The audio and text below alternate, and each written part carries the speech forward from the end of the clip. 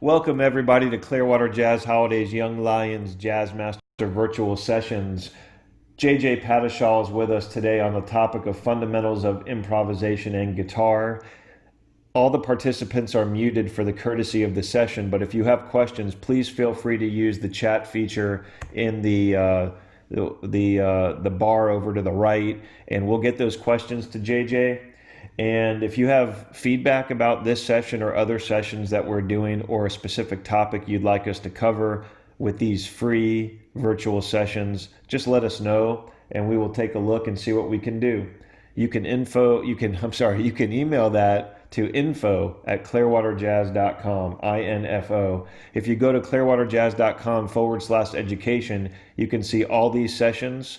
You can see session recaps. Oftentimes the guest educators put links for recommended listening and other session materials. And there's just a lot of great stuff programmed through the month of July, and we're adding more often. We thank our many sponsors that help to expand the reach of Clearwater Jazz Holiday Education and Outreach, including our good friends at the Al Downing Tampa Bay Jazz Association, as well as the Pinellas Realtor Organization and others. JJ Patishall is with us today. He is an active participant in our education and outreach programs. One specific program that he is really involved with is called the Build a Guitar program, in connection with our partner Best Corporate Events, where our community of support comes together to build electric guitars that get donated to neighborhood family centers situated in more economically challenged or underserved areas of our community. And JJ helps to provide guitar lessons for those students and inspire a lot of new players. And we are grateful for that. JJ grew up with music all around him. And as a result, his sound and knowledge are reflective of a diverse range of influences. Everything from Ray Charles to Trombone Shorty, Billie Holiday, to Bob Marley, Lenny Kravitz to Johnny Cash. He is a sought-after guitarist, vocalist, and instructor, grounded in jazz and roots traditions, and has quickly made a name for himself as both a solo artist and a great session player. To learn more about JJ or to reach him, you can visit his website, jjpatishallmusic.com. That's jjpatishallmusic.com.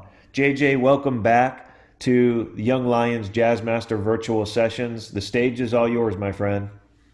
Thanks for the intro, Steve. It's always a pleasure to be with the Clearwater fam here. I see you guys out there. Good to see Gary and Lee. I see some other people I know out there too. So thanks for hanging out with us today, guys. I got a great lesson lined up today. Just to give you a quick little, Steve gave me a nice background, but the range of my own influences, jazz has always been a staple in what I do. So these lessons that we're working with today are geared in kind of a jazz vein, coming at it, whether you are a beginning jazz student or maybe you're a songwriter looking for some new ideas, ways to approach things, and jazz is a great way to do that. There's so many great songwriters and bands who have been, if they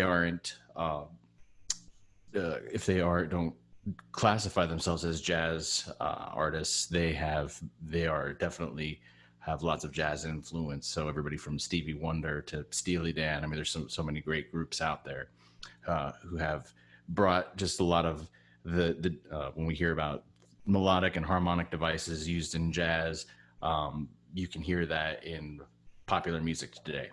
So these lessons are beneficial to anybody. I'm always drawing from that pool as the lens through which I kind of experience music.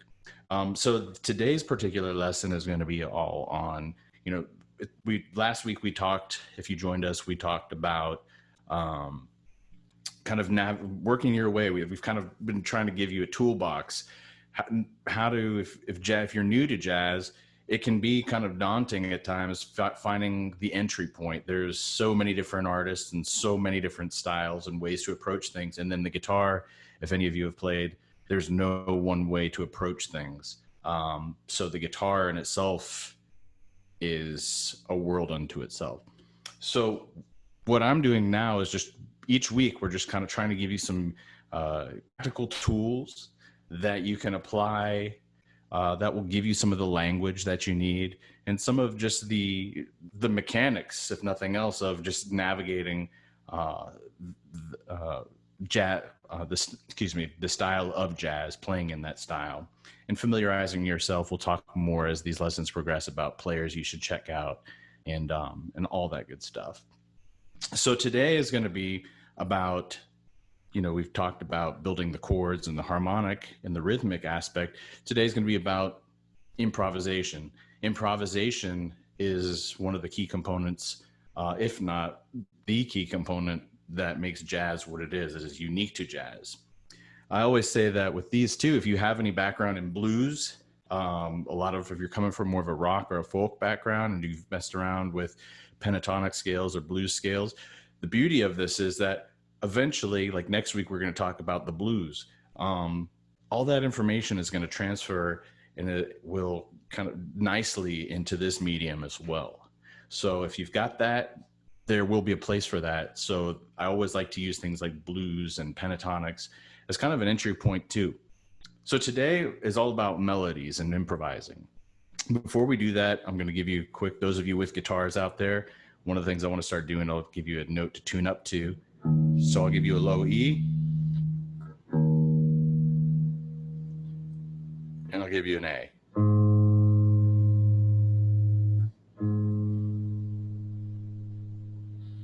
You're on your own on the rest. So, okay, so when we get into it, we think about improvisation. Improvisation is kind of spontaneous composition in a way. We're creating melodies of our own on the spot. If you play a tune, right, the melody, you'll hear they say is the melody is king. So the melody is the through line that we follow throughout, even when it doesn't matter if you're listening to Louis Armstrong or John Coltrane, there's still a through line that no matter how out there John Coltrane may get, the melody is still always in the back of his mind, right? He's internalized that melody in such a way that now everything that he's doing when you're improvising, you're expanding on that or taking some of the same ideas and developing. You take a piece of a particular melody, and we're going to talk about that now. You take a piece of that and you expand on maybe one component. It could be a rhythmic element. It could be a melodic device that he uses. And Coltrane, artists like that, or Wes Montgomery, coming from the guitar player standpoint, they're the masters at doing this. So one of the things that I like to do is you need to get melodies in your head, right? You need to learn melodies. When we talk about, and what does that mean? We talk about in music, harmony and melody. Harmony is going to be, when I think of harmony, I'm thinking of vertical movement. I'm thinking of chords, right? When it moves, we're moving like this. The melody is a more linear approach to things, right? The melody, if we're giving you like just a visualization, that melody is the part that you get stuck in your head. In pop music, it's the hook. It's that part that you just can't, you sing over and over and over. And in order to be a good improviser, it's important to have those melodies, to have almost like a catalog of melodies in your mind, in such a way that eventually you'll be able to draw on those. So it could be something as simple as Twinkle, Twinkle, Little Star, all the way up to Golden Lady by Stevie Wonder. Those are such definitive melodies that, right, they get locked in your mind. And so those are things that you'll be able to incorporate later. So developing that sense, and the only way that you develop that melodic sensibility is by listening. Playing is part of it, but finding melodies by artists that you enjoy. James Suggs and Dwayne White were talking about this quite a bit last week, listening. Well, to develop that melodic sensibility, you need to spend a lot of time. Playing is only one aspect of it, but getting those melodies in your head. And then what happens is we go to the guitar or whatever instrument you're on, And now you got to connect what's in here to here. And that's kind of a lifelong process. But what you're trying to do is now we've got the melody here. Now we got to figure out where to place it on the guitar. So find melodies find those players that's my first word of advice when it comes to improvisation. Duke Ellington, John Coltrane, Louis Armstrong. Start with somebody. Louis Armstrong is a great place to start. Start with vocalists. Find somebody you like, Billie Holiday, Ella Fitzgerald. And if it's a pop singer that you like, find somebody, a songwriter whose melodies just resonate with you, and see if you can play them. Find them on the guitar or whatever instrument you're on. And even if it's kind of hunt and peck, you try to sit there and find that melody, even if it's a single note. So getting a kind of a reservoir of melodies in your mind is a good place to start. So, for instance, we're going to today, the beauty of this is we're going to keep everything straightforward. We're going to keep everything very simple. And when you're starting out too, especially in the realm of jazz, start with songs that stay maybe in like a single tonal center. If it's in the key of C, there isn't a lot of modulation. Maybe, in blues tune, in the blues, it stays within a particular key center. The majority of the tune is staying in the key of F or B flat or C, so that you don't have to worry about, shifting keys and figuring out, where all those extra notes are. So let's say we're going to come at this first from a melody that comes to mind. It's not necessarily a jazz melody per se. It's a Tito Puente melody that was made famous by Carlos Santana. So if you take one that's super catchy,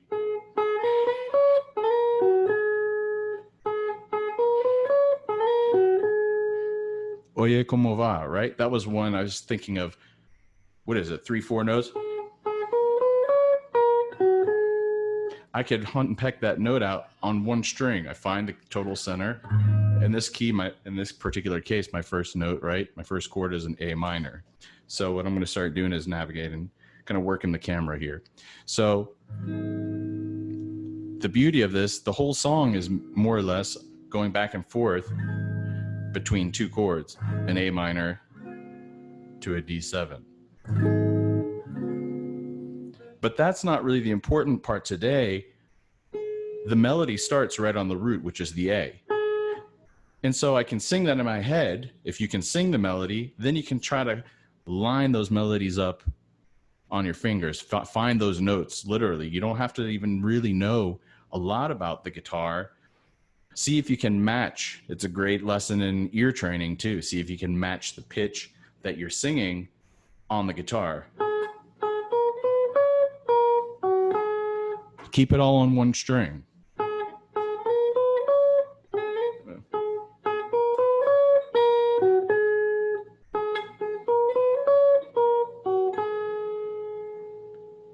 And I'm not having to venture too far. My guide point here is I'm going from the 3rd fret to the 10th fret.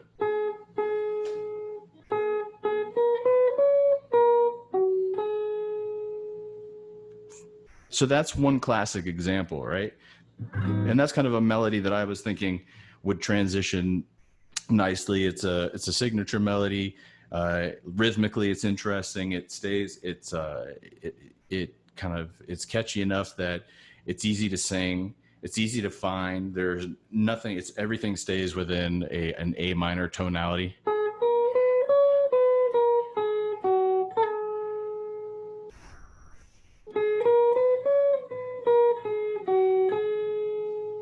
So there's nothing too crazy happen with it.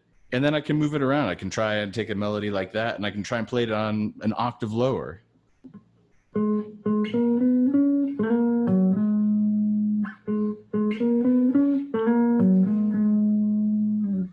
It can be something as simple as that, getting you started with understanding how to improvise, right? A lot of times, right, what happens if you listen to, especially you'll hear it on guitar, if you hear Wes Montgomery or somebody will play a melody in the lower octave, and then on the first pass of the first pass of the A section, and then on the second pass around, they'll play it an octave up. It's a simple device, but it's effective because it gives just enough variation to keep it interesting. And you can take that same idea and apply it when you are creating your own melody.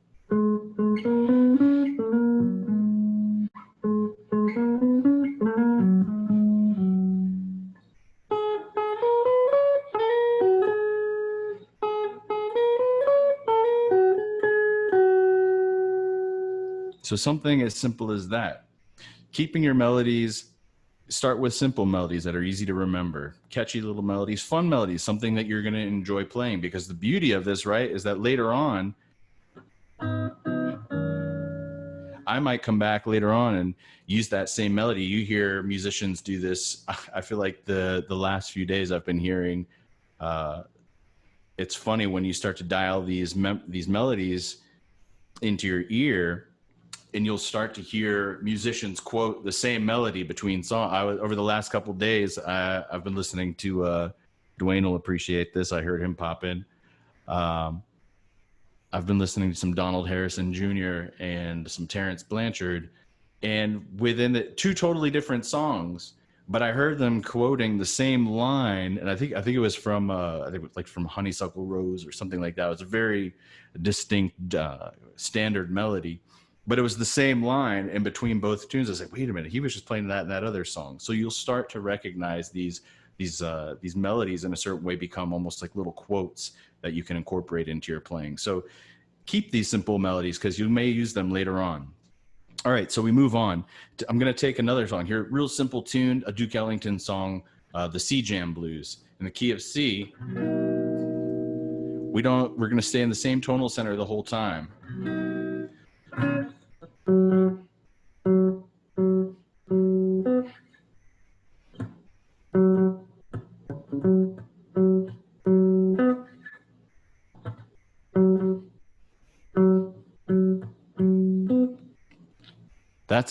That's a simple melody, but it's one of those melodies. It's a fun melody to play, and it also is rhythmically interesting, and it gets logged in your brain. So when I play that now, it doesn't seem like much when I'm playing it on its own, but when I start to put the harmony behind it, if I'm in the key of C, it'll sound like this. Ba-da, ba, ba, ba-da, ba-da, ba, ba, ba-da, ba-da, ba, ba, ba-da. All right, so when I start playing that on top of the chords and on top of that harmony, it's a whole different story. Now, the beauty of this is a melody. If you learn a simple melody, all it is, I'm lining up here at the 3rd fret on the 4th string, excuse me, 3rd string, sorry, 5th fret. Getting turned around on this thing. Okay, so 5th fret on the 4th string. So all I'm doing, that interval right there, it's a 4th. You'll hear that all over, and just that interval alone, you hear that in jazz. You'll hear these type of divides. You'll hear that in R&B. You'll hear that in rock.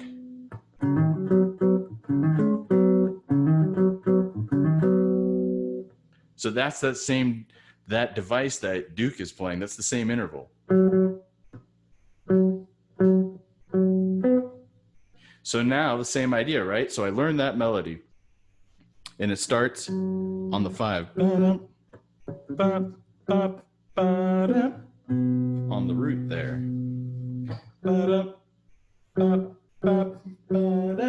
Now the next thing I can do, right? I can do what we did before. A simple device that I can do is something playing in an octave up. So the first time around, and then I go through and I come back around the next time.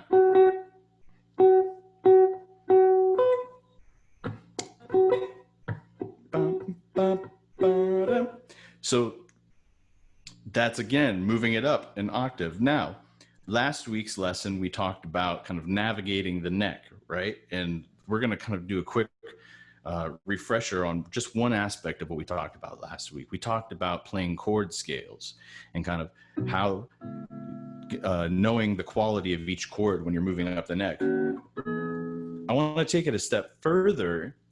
And when you go back and when you're learning these chords, the beauty of it is where that first finger lays is your root.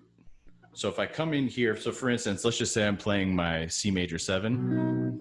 Well, the root on that 3rd fret, let's say my root is, I'm playing a root with the 5th, a shape with the root on the 5th string. Well, the root is right here where that index finger is, okay? So it's the bottom of the chord. So I know that if I'm playing a C major 7, this is the C. So that if I go up, if you know just some basic scale knowledge, basic scale theory, the next whole step up, when you play like a D minor 7, well, this is the D. You go up to an E minor 7 on the 7th fret, and that's going to be your E, all right? And so on up the neck. Now, the reason why I say that, because now if you can navigate that, right? Once you start to know where these notes are, for instance, in this case, what I'll do is, let's say we were talking about playing an octave up. So you say, well, how do I do that? And I'm going to give you a quick way to kind of navigate this. Well, how do I start that melody an octave up? Well, I know, okay, if this is, so this is on the 5th fret. Well, all I have to do on the guitar to play an octave, this is a Wes Montgomery style device, right? He was known for his octave. All I'm doing here, I have my first finger on that root chord, skip the middle string, which is on the 3rd fret, on the 3rd string, and I come down here. An octave is going to be over 1, 2, 3 frets and down 2. So all I say that if you're trying to figure out, well, where's the octave? So check this out. Now we said we go over 3, up 2 here, and here's my octave. So that's just a quick way. If I'm starting it on these strings, how do I find the octave? Okay, well, I know where you say, well, I know where my A is here. How do I play the melody an octave up here? If I'm starting, let's say I went back to Oye Como Va. All I have to do is go an octave up. And in this case, on these strings, it's over. Your root is here on the 5th fret, over 2 frets, up 2 strings. You always have that string in the middle. So now, here's my octave.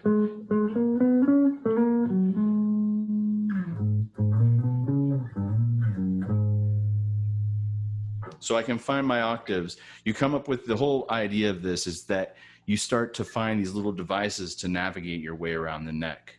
All right, so we talked about playing the melody an octave up. Let's say let's say in the case. Oops, excuse me. Let's say in the case of C jam blues, I play the melody, right? We can start taking that idea. Let's just say you isolate everything to one string. I know where the root is. It's here on the 8th fret. So you can do things like this. You can create rhythmic devices. If you don't know a lot about, you don't have to have a ton of scale theory, but if you know kind of a general understanding of how to put a major scale together, then I can say, okay, let's just take that same rhythmic idea and see what I can create. So the rhythm in this idea is ba, ba, ba, da. You don't even have to sing the melody. It's just ba, da, ba, ba, ba, da. Okay, so that's our rhythmic device. So now I can go like this.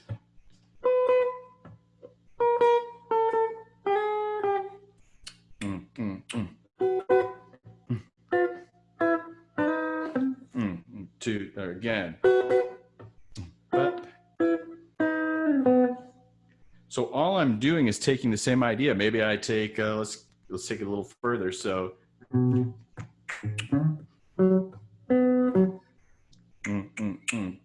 I can repeat it. 2, 3, 4.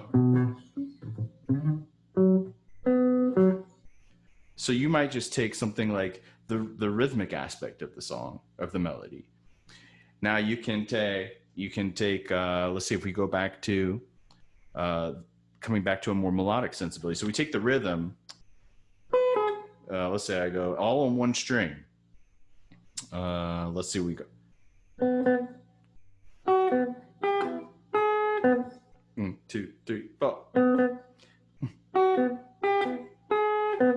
All I'm doing is keeping that same idea rhythmically and seeing how different ways that I can interpret that around the neck.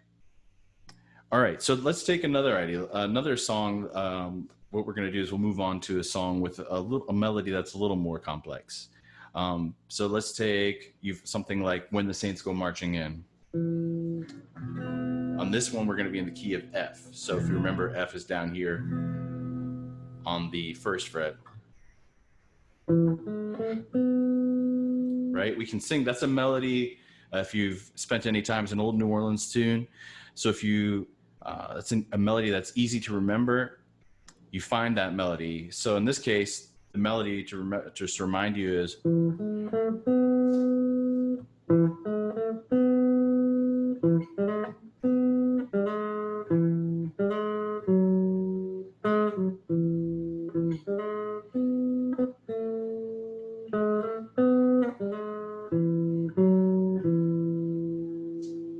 All right, so again, you can take, we could, if we wanted to, we can do what we said before, where you're taking a melody, taking an octave up. These are little devices, if nothing else, just to get you started.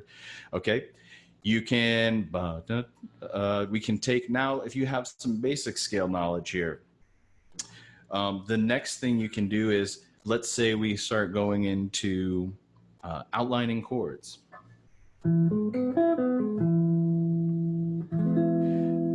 So as we start, and we'll talk more about how to do this as far as specifically with outlining how to play different arpeggios. So if you learn how to outline a particular chord, in this case, it's going from an F. Then you're going to play, and I'm just playing triads, back to the F. So now I can play off of the harmony. So maybe, let's say the melody is,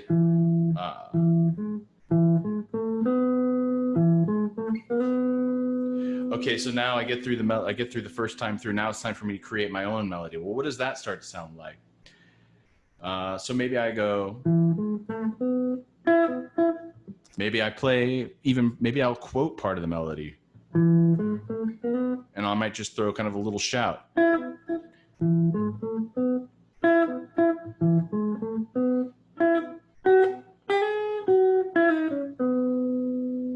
So in this case, and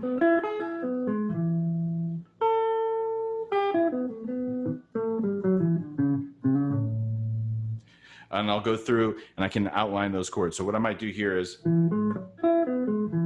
next time around, I'll outline the B flat. Comes back to the F. Goes back to the 4, which is the B flat.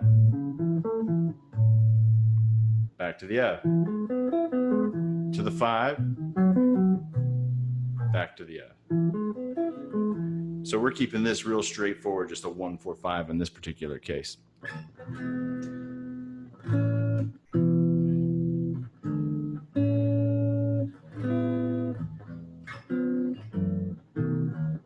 So now once you start to get those under your, once you can outline the notes within a particular chord, I can take that a step further and I can say, okay, now let's say I'm going to create some sort of, it might be the, let's take the idea of the rhythmic devices.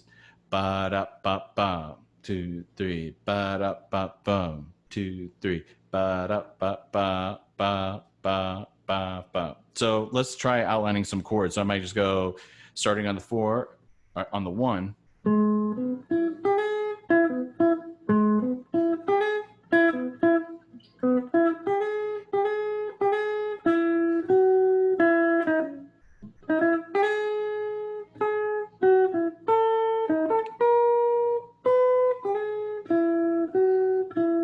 So I'm going to build off of that same rhythmic idea.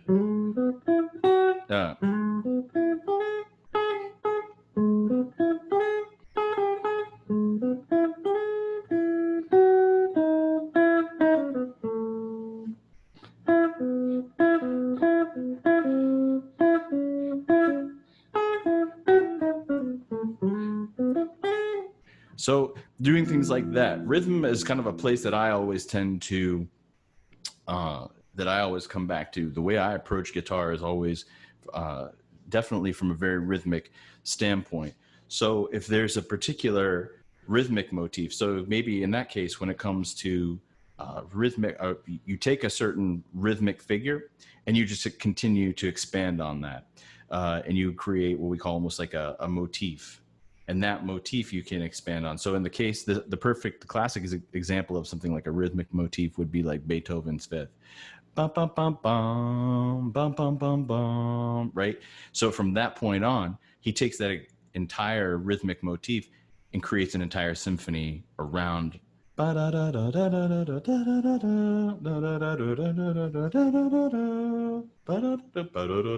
So it's an entire tune that is built on more or less a rhythmic and melodic device. So you can take those same ideas and apply it to your own playing. Steve, how are we doing on time? We're doing pretty well, JJ. It's right at 6 o'clock, so we've been going for about a half hour, but don't feel constrained by time. Okay, cool. We still got a little bit more to go if you're good with it. Sure, no problem. Okay, cool. So being able to outline, in order to get more as far as many tools in your bag. So let's review where we're up to at this point. First is listening to, finding players or especially vocalists whose style really resonates with you. Composers who compose memorable melodies, anything, find something that you're going to enjoy playing. It doesn't matter what style, but find somebody that you enjoy playing. And first is just listening to those, getting those melodies. Think of melodies now that you know. Okay, get those logged into your ear. Then the next step is, okay, well, let's say if I have a melody, something as simple, let's go back to the C jam blues for the moment. If we go to something like, it's a real straightforward, right? Real straightforward melody. That's it. And as soon as you learn that, you learn the chords and you're playing jazz. All right. So the next step is that you get a simple melody in your mind.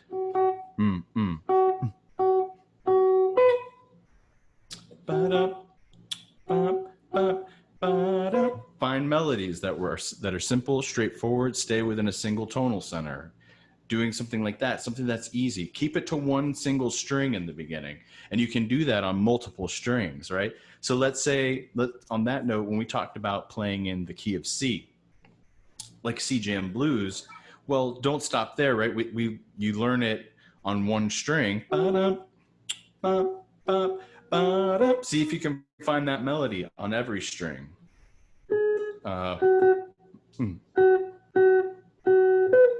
How many different places can you find it? Let's see, where are we at now?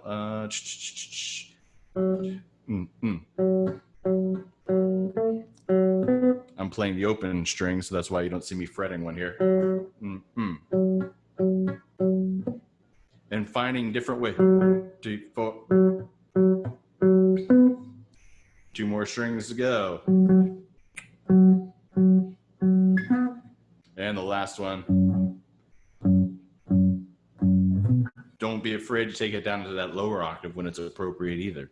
All right. So being able to do that, find those melodies on multiple strings. And then what you can start to do is once you've got that, if you know, like I said, some basic, in this case, right, we talked about the C major scale last week. So you can take those same notes.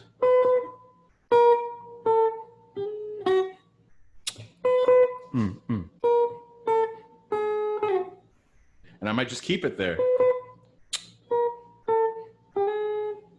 So what I'm doing, you can take that same idea in this case, right?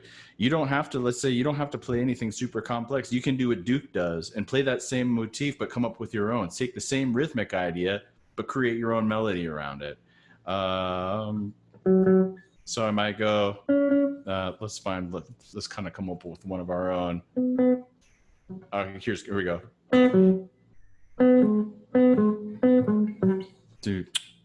Try again. 1, 2, 3. And then remember that the chords are changing behind us, so it doesn't sound like a lot in this moment, but against the harmony, it's going to sound way more interesting. So coming up, you can take the same idea and just ride that same motif out through to the end. Now, the next step, right? We talked about outlining your chords. So in this case, if we're going back to C Jam Blues, or if it's When the Saints Go Marching In.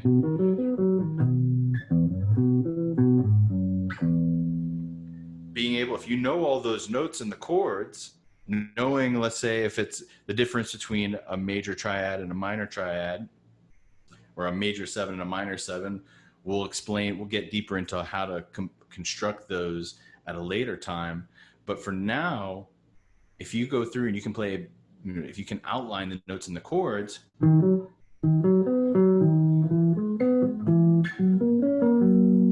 I'm already hearing melodies in that.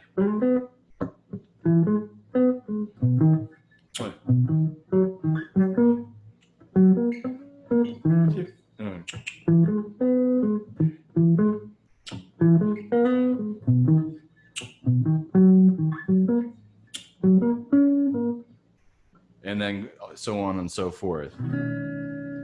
All right. Now, the cool thing is, too, we're going to do one more tune here that'll kind of be a nice segue into next week. Once you start getting into this, we'll talk more about this in a later lesson, but you can do what we call, let's say, either modes or blanket scales. So if, let's say, in a particular key center, if I'm in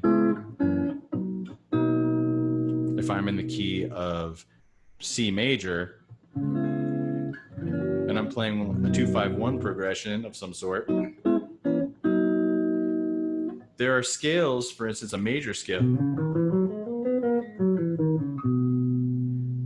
where I'll be able to play, I can create melodies. And if you think of as the way I approach things like scales, I think about, when I imagine, I always have this image of the young student forced to sit in front of the piano and run their scales. And I'm sure we've all been there, and it seems like this drudge.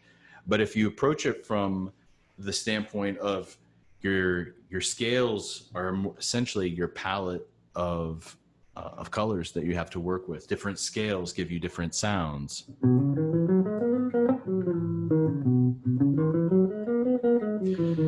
That's a major scale. If I play a minor scale, right, a completely different mood, a completely different set of colors. If I play a blues scale,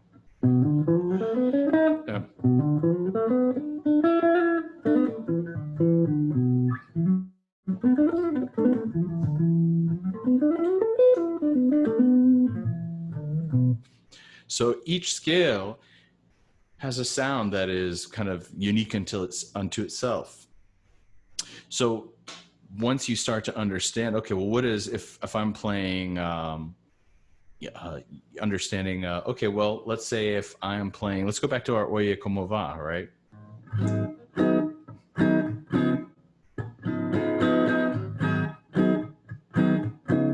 The cool thing about a song like that, we've got a couple different options. That song sounds good if I play some blues.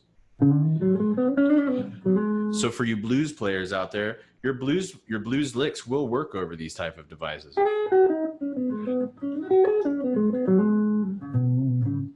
What is the mood you want to create? You could think of soloing in terms of mood. Is it play to the style? In this case, right, it's a Latin style tune. So in this case, I might play around with some different types of modes.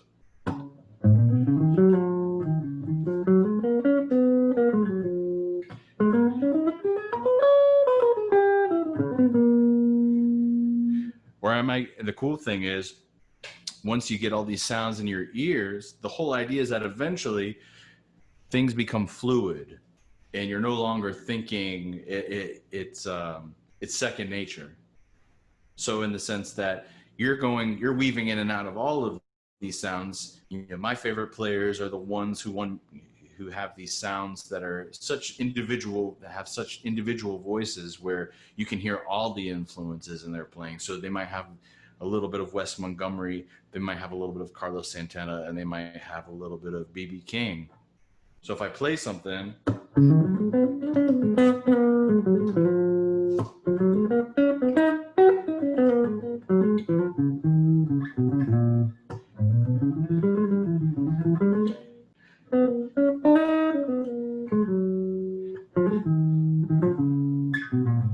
in the case of Oye Como Va, so I can take those sounds, right? I'm getting all sorts of different moods and colors playing just off of those different kind of scales, these playing with these different palettes, right? So let's take the rhythmic device to that.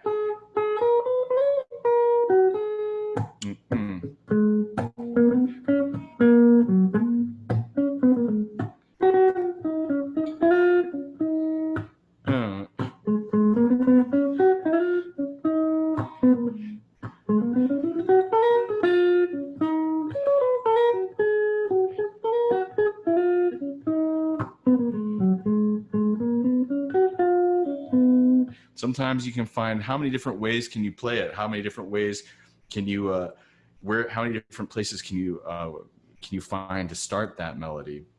Those are different things you can do. And the last thing we'll do is here. Don't be afraid to go into things like blues. So with a song like, let's say, Blue Monk in the key of B flat. The one thing that we haven't talked about just yet we'll spend a little bit more time for the moment on blues and like some chromatic movement. So in this case,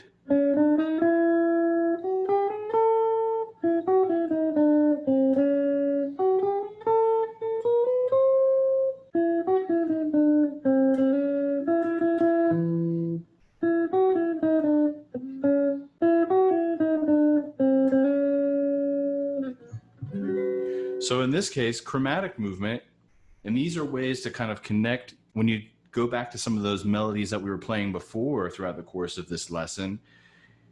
Chromaticism, which is basically just moving in half steps.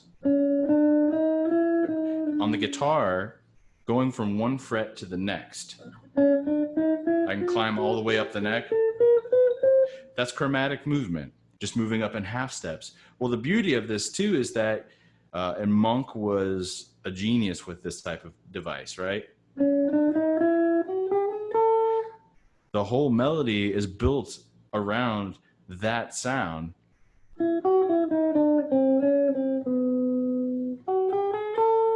Right? So when it comes time to solo and to improvise, you can take those same ideas.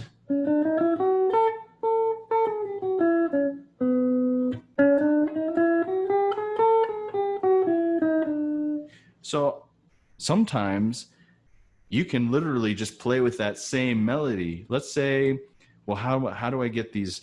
I don't have a lot of facility on the guitar just yet. I don't know really, how to navigate this song. Just play the melody that's there and see if you can manipulate it, because it's already interesting enough. You've already got the notes in playing what Monk's playing. Okay, so you don't have to play exactly what he plays, but maybe you go.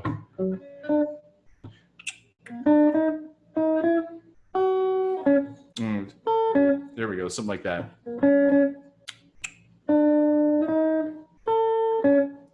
And check that out. I stole the melody back. I took the melody back from the rhythm back from C Jamblers.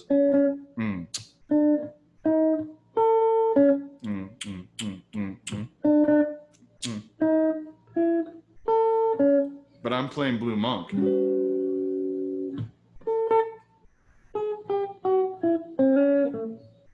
So just playing along, just playing with that melody, manipulating the notes that are already in place sometimes is enough.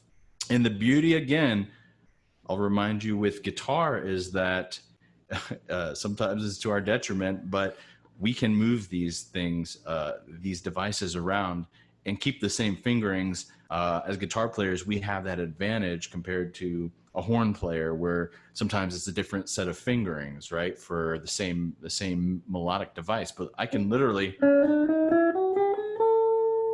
I can move it up a half step.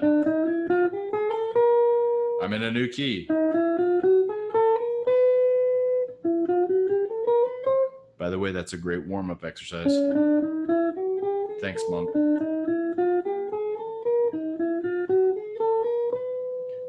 That's great for your fingers, by the way. So if you're looking for good warm-up exercises, but all these devices, these are just cool little things that, and really all I'm using is the material that I have at my fingertips, so to speak, right? I'm not doing anything overly different or nothing overly innovative, other than I'm using the material that Monk is giving me to work with, or that Duke, or that I'm finding in some of those traditional melodies like Saints Go Marching In or Oye Como Va. Just take what the notes are there, see how you can, sometimes, like I said, just start with learning to play that melody in multiple places. You'll start, the more you do it and the more you listen to somebody, it doesn't matter if it's Santana or if it's Grant Green, the more you start to listen to what they do, you're going to be able to expand. You're going to start hearing the melodies, but it takes a lot of listening and finding those players you connect with.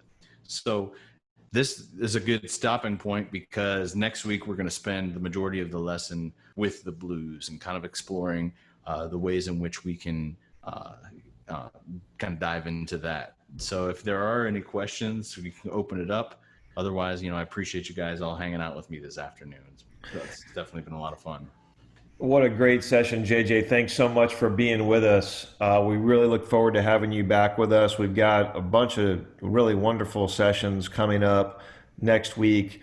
In addition to what you referenced, we've got Frank Williams and Tyler Wertman joining us on a trombone session, scale pattern practice and alternate positions for trombone. We have Brandon Robertson joining us again for a really wonderful session called Tempos and Styles, How to Develop Endurance During a Performance. His sessions have been really great. John O'Leary continues the piano series with how to develop rhythmic ideas to improvise better, but really that session will translate to all instrumentation. And you mentioned your session on June 25th. We're looking forward to that. We've got these scheduled now into July, with more being added pretty often. So you can see all of these sessions, the links to join them, session recap, session materials, recommended listening in some instances at clearwaterjazz.com on our education and outreach page. JJ, thanks for being a special part of these sessions. We look forward to continuing to work with you. And be safe and stay well, everybody. Keep playing out there. All right. Thanks, guys. Thanks for hanging out.